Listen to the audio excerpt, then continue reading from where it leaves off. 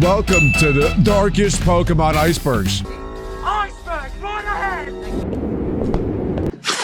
For those of you who don't know, icebergs are a metaphor. Because the way icebergs work, like in the ocean, you only see this much, but really there's way more that you don't know.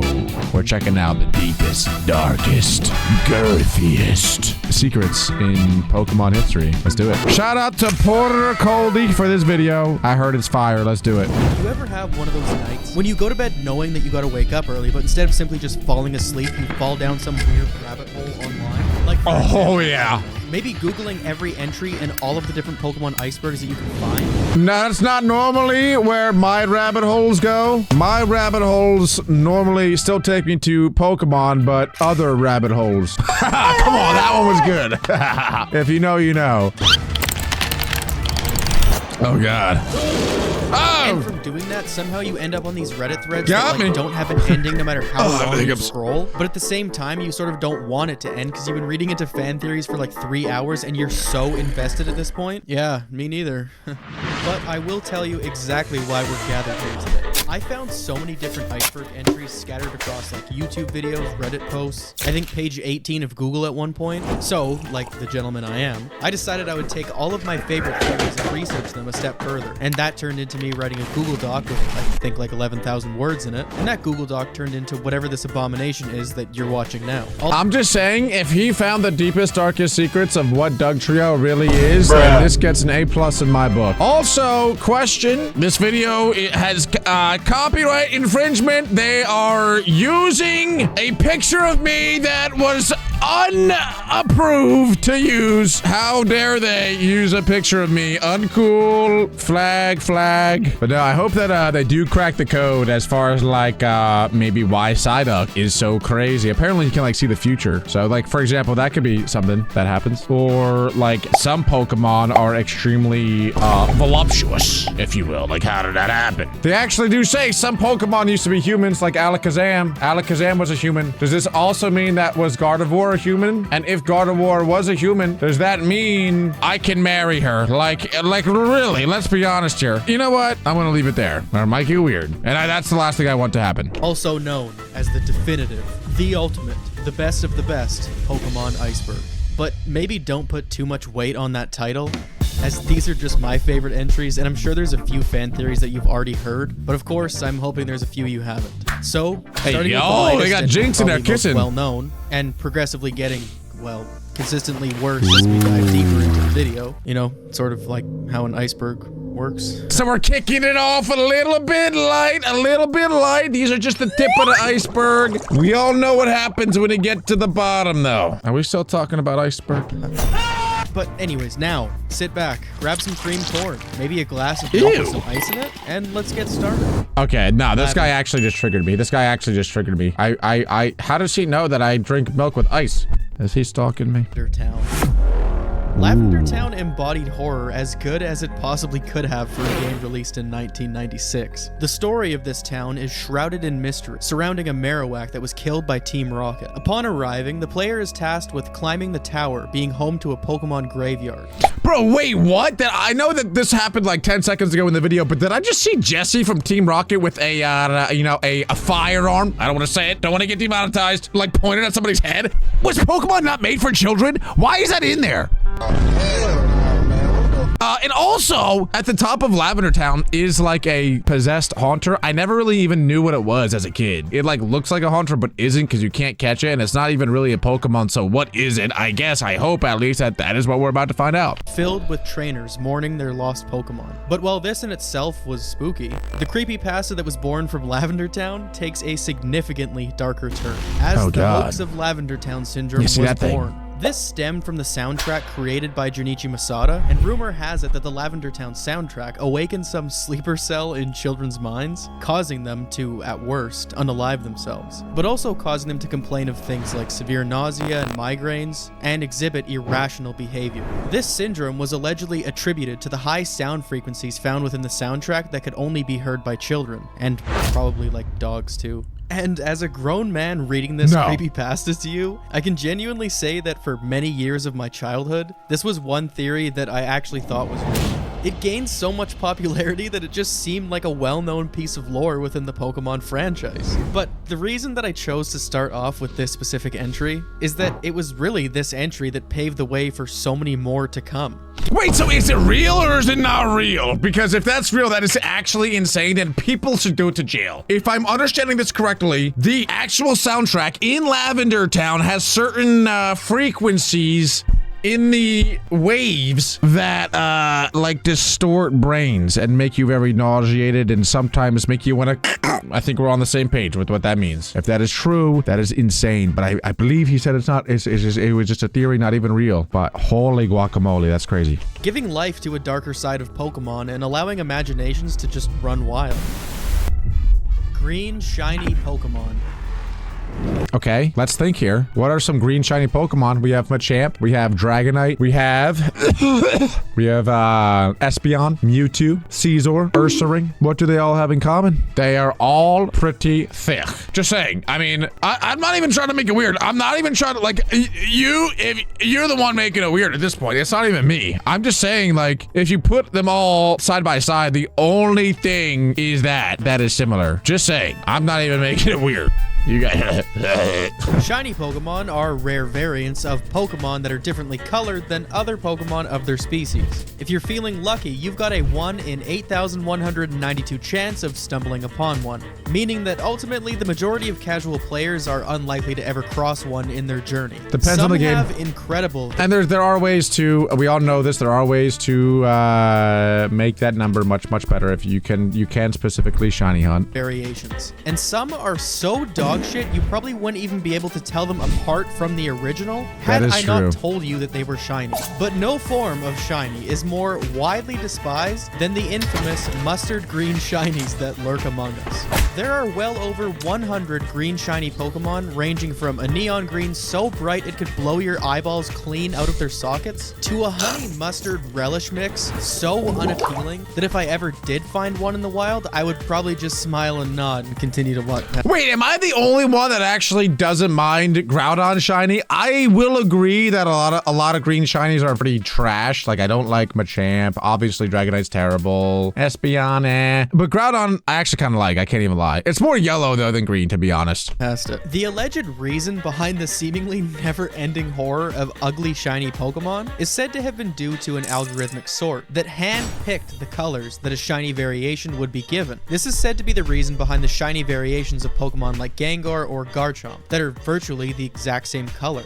But as the franchise switched to 3D in X and Y, shinies began being intentionally designed. So that would explain why Mega Gengar, introduced in Gen 6, looks the way that it does, and of course regular Gengar looks the way that it does.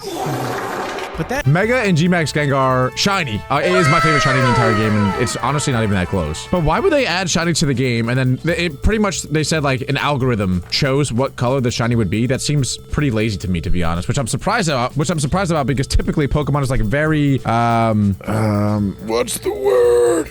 Because like Game Freak and Pokemon, there is normally very specific and particular about every single detail of their game. I'm surprised that like they didn't really put too much effort into the shinies, especially like by Gen 4, because like Garchomp shiny is terrible, but they must have known that people love shiny Pokemon. It's weird to me that they didn't try harder. The thing is, though, is I feel like there needs to be green shinies because if Pokemon made every shiny as cool as they possibly could be, then they would, for the most part, all be like black or white or blue because those are the coolest ones. So some of them have to be green. That explanation didn't really suffice, as the game's codebase never showed anything regarding a shiny picking algorithm. However, at one point, a color editing tool containing 3 variations was pulled from the debug menu in Gold and Silver, almost providing concrete evidence that these horrors among us were actually man-made. Because if not, why would an editing tool be required if these colors were just going to be generated by some sort of algorithm regardless?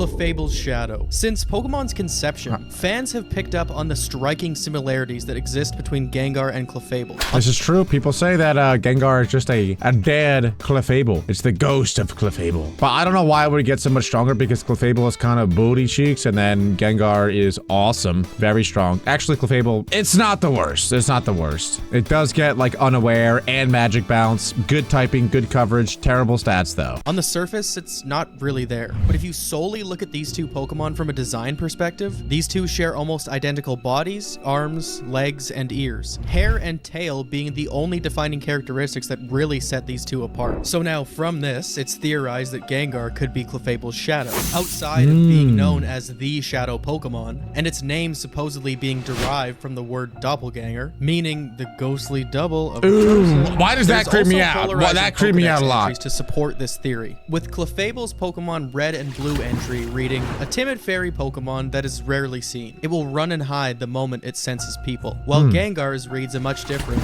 Under a full moon, this Pokemon likes to mimic the shadows of people and laugh at their fright.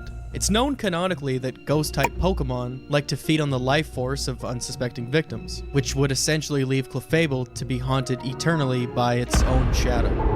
That is really creepy. It makes me feel like it's like, you know how like some shows, I feel like Fairly Odd Parents does this. But anyway, you have like God on one shoulder and the devil on the other shoulder. That's what it makes me feel like. But I guess Clefable isn't too godly. It's just like a good soul, but it is very timid. So it's not like giving you good advice. But Gengar is like the prankster, jokester, devilish side to Clefable. I wonder what would happen if you fuse them together, what it would create. Probably Mewtwo. Probably the ultimate Pokemon. Missing No. Missing No is by far the most well-known glitch Pokemon associated with Go ahead, Missing No. This creature is an unofficial Pokemon species that can be found in Red and Blue. By first watching the Old Man's Catch demonstration in Viridian City, then flying to Cinnabar Island, and surfing up and down the coast until you eventually encounter it. By following this specific series of events, the player somehow disrupts the game's random encounter system and forces the system to generate a Pokemon with an invalid identifier, causing Missing No to appear as a hybrid bird normal type Pokemon. Missing No is also known to appear in several forms, the most iconic being the purple and orange L shape that's commonly referenced when describing the Pokemon. But it also comes in the form of a Roadkill Blaziken, a Lavender Town Ghost, or a Kabutops or Aerodactyl Fossil Sprite. Wait, so I'm confused. Is Missing No actually... It's not in the Pokedex, right? Hold on. Okay, it's not an official Pokemon. Okay, I didn't think so. Does it have stats, though? Does it have any stats? Maybe it has stats based on the Pokemon that it's supposed to be. Because, for example, it could be like a Kangaskhan that's glitched and pops up as a Missing No, right? Or no, it's not. It's like, I think it is its own separate entity. Oh my god. Now I'm curious, like, does it have a typing? Is it normal type? What is it? I don't know. Maybe he'll just tell us. Well, encountering Missing No causes some graphic anomalies throughout the game, such as completely fucking breaking the Hall of Fame. Catching Missing No also has its effects, as this changes gameplay by increasing the number of items in the 6th entry of a player's inventory by 128. That is so random. This has obviously led to such things as rare candy exploits. It was kind of like running action replay moves before that thing ever existed. It's now said that Missing No is the most famous glitch among video games to date, but this isn't really a bad thing. This glitch itself was covered in things such as strategy guides and magazines at the time of its discovery, and it's still thought to have played a massive role in increasing the game's popularity. Ash's Cove. What I don't understand about Missing No is like, why did it not just crash the game? I feel like if Missing No was in the game, it was put in the game. I mean, I don't know that much about like development stuff, so maybe as a developer, you have to have some sort of fallback just in case X scenario happens, which they never really plan on happening, so maybe that's what it is, or not. Or maybe they did just add Missing No to the game on purpose as a glitch Easter egg. Because to me, if the glitch happens where you run into a Pokemon that's not a Pokemon because it's not even in the game, why would that not just crash the game or create like an error that makes it so that you forfeit the battle, or like, you know what I'm saying? Like, you're still able to encounter Missing No, you're still able to catch Missing No, you're still able to acquire him. Clearly, he is in the game. He is in the code of the game. So it's like, yes, it's a glitch to find him, but it's not a glitch in the sense that it's not intentionally added to the game. My point is, I think that we all might have been duped and Pokemon is just 2 steps ahead. 2 steps ahead. Got us. Got me. Ash's Coma next. Whoa. The infamous coma theory pretty much surrounds every single anime or related series in some way. It's become like the modern day version of finishing your essay with, and it was all a dream. But Ash's I've done that coma before. has become such a cult classic at this point, I just felt rude passing it over. In the first episode of the anime, Ash can be seen just eating shit on his bed, and then getting shocked by his companion, Pikachu. This is said to have been what sent Ash into this deep, dark coma. The theory states that every episode after this is nothing more than his imagination running wild in a coma. Is this because he's like 10 years old or whatever for years and years and years? So in his imagination, he's always the same age? That's probably what it is. Comatose state, giving reason as to why he never ages within There it the is. series. At its core, this theory is nothing more than just like some lazy, uninspired fan theory among a million other coma theories. I absolutely hate these, but I felt like we had to cover them. The whole Wait, yeah, does he ever get knocked out again in the series? I gotta be honest, guys. I love Pokemon. I played a lot of the games, and I played some competitive here and there, but I never really watched this series. I've seen like some episodes here and there, but I never like watched the entire thing. Does he get knocked out again? Ever in the series? I feel like he probably does at some point, right? And if he does, and in his original one, and the first time he got knocked out, he was in a coma. Does that mean that he's then in a coma, in a coma, in a coma, and then every time he gets knocked out, he's just in another coma? And then it's like Pokeception? Oh my god, maybe every time he gets knocked out, he gets put into a new region. Nah, I don't believe anything I say. I am stupid. Are made of stupid. Ho-Oh immortality theory. In the very first episode of the Pokemon anime, Ash sees the legendary Pokemon Ho-Oh fly above him as he stares in awe. But what's peculiar about this being put on display in the first episode actually comes from the Pokemon Diamond and Pearl Pokedex entry for Ho-Oh. And that entry reads, Ho-Oh possesses 7 colored wings, and it's said that those who see Ho-Oh are promised eternal happiness. The popular theory behind Ash seeing Ho-Oh in the first episode is rooted in the idea that Ash's version of eternal happiness lies in the worry-free life of an explorative 10-year-old. However, many people dispute this as the series actually revolves around Ash's journey to become the best Pokemon trainer of all time, something that a 10-year-old would potentially face difficulties in doing, and this entire theory being based off of one individual entry in an unrelated Pokedex seems like a bit of a stretch. But another thing that I've heard, those who see Ho-Oh when watching a Pokemon Iceberg video are more likely to subscribe, so hey, whoa, do it now, subscribe, do it now. What I don't get about Ho-Oh though, and a lot of Pokemon, is like they get different Pokemon entries for each different Pokemon generation, but it's still the same Pokemon. I don't understand why they have like so many different entries. And also, why was Ho-Oh even in the... Or like, why was he in Kanto? You know, like he's not even one of the original 151 Pokemon. He's in Generation 2, yet he was in the first Pokemon episode. Is it 100% confirmed that what Ash saw was actually Ho-Oh? Like that's 100%, right? Could it not have been a Pidgeot? You know what I'm saying? Like why was Ho-Oh in there? Because he wasn't even created yet. Because Ho-Oh was part of Gen 2. That'd be like if in the first episode he saw a Suicune. That don't make no sense. Suicune is Generation 2, not Generation 1. How could he have seen it in the first episode? I don't know. I would like to know the iceberg on that, please. What's the iceberg there? Spill the tea! Spill the tea! Mew is a failed Ditto clone. Mew being a failed Ditto clone is one of the theories on this list that actually has evidence to back it up. Wait, I thought that Ditto was a failed Mew clone, but he's saying that Ditto... Wait, did I say that backwards or did he say that backwards? I'm saying that I think Ditto... yeah, hold on. I thought that Ditto was a failed Mew clone, but he's saying that Mew is a failed Ditto clone. Huh? Wait, what? How? Making it one of the more believable theories that I was able to find. While many people deem it to be untrue, the similarities are kind of hard to combat at this point. Allow me to explain. Both Ditto and Mew weigh exactly 8.8 pounds, both of which have no gender, and these are the only 2 Pokemon who can learn the move Transform from level 1. This is incredibly rare, considering that only 2 Pokemon in the entire universe can actually learn this move. Even Zoroark's Illusion ability, while similar to what Transform can do, is still leagues below how incredible this power actually is. On top of all of this, Ditto has 2 specific spawn locations, Cerulean Cave and the Pokemon Mansion. This carries significance because Mewtwo was cloned from Mew within the Pokemon Mansion. From there, it fled to Cerulean Cave where it made the cave its home. So with all this in mind, it's thought that at one point, Ditto was to be some sort of Mew or Mewtwo clone, but obviously this idea was scrapped in production, leaving only a breadcrumb trail of a connection that could have been. Oh. Wait, so he is saying that? that? Maybe I misheard him, or my brain processed it backwards, as it does many things? But okay, yeah, no, that one I actually have heard before, and I do believe that Ditto is a Mew clone, because when they were cloning Mew, they were trying to get Mewtwo, and they just probably failed a bunch of times, and they kept getting Ditto, which is why there's a lot of Dittos out there, but only one Mewtwo. Almost Imposter Oak. Imposter Oak refers to a trading card in which Professor Oak is depicted in a much cooler and villainized way. And that was about as much as we knew about Imposter Oak, until 2018 when the Space World dump had been released. Something we'll be diving into in greater detail if you don't already know what it is. But anyways, when this data came to the surface, inside, an Imposter Oak sprite was scraped from the data. And it's thought that Imposter Oak was to be a key villain at some point in the game before being scrapped. So now all we have left is the card and the thought of what could have been.